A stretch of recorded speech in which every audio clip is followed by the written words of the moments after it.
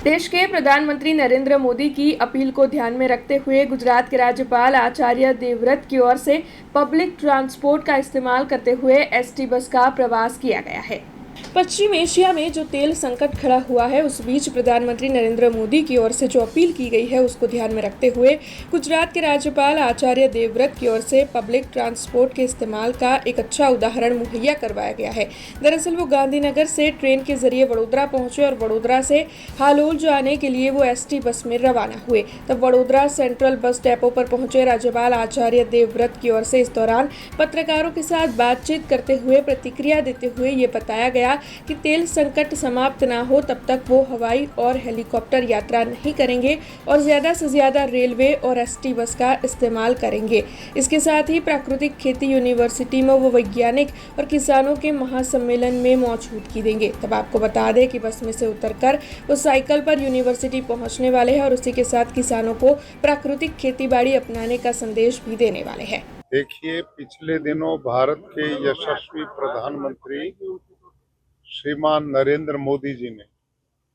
भारत की जनता से जो अपील की है,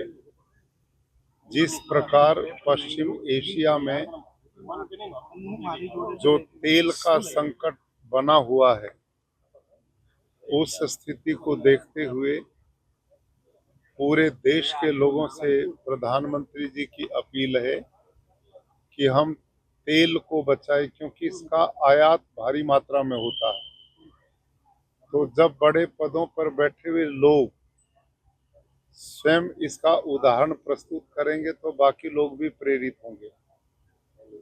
और इस प्रकार के कार्यक्रम मैं प्रधानमंत्री जी की अपील से पहले भी करता रहा हूँ। इस प्रकार से एसटी बस में मेरी चौथी यात्रा होगी और अब भविष्य में मैंने एक निर्णय लिया है, जब तक तेल का संकट समाप्त नहीं हो जाता तो गुजरात प्रदेश में रहते हुए मैं हवाई यात्रा, हेलीकॉप्टर यात्रा नहीं करूंगा और ज्यादा मैं रेल का और एसटी बस का ही प्रयोग करूंगा। तो आज हलोल जो प्राकृतिक यूनिवर्सिटी, पहली विश्व की यूनिवर्सिटी बनी है, उसमें आज साइंटिस्ट का एक बड़ा सम्मेलन है किसानों का। अब मैं उसमें भाग लेने के लिए एसटी बस के द्वारा ही जाऊंगा और एसटी बस से उतर के यूनिवर्सिटी तक साइकिल पे जाऊंगा और उसके बाद शाम को एक गांव है भाई यार, पास में नजदीक गांव है, रात को उस गांव में जाकर मैं विश्राम करूंगा स्कूल में और रात्रि में लोगों के साथ जनसभा करूंगा, किसानों का एक बड़ा सम्मेलन कार्यक्रम करूंगा, अनुसूचित जाति परिवार में भोजन करूंगा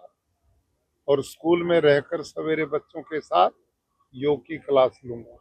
हमसे जुड़े रहने के लिए हमारे YouTube चैनल को सब्सक्राइब करें और नई वीडियो की नोटिफिकेशन के लिए बेल आइकॉन को दबाएं।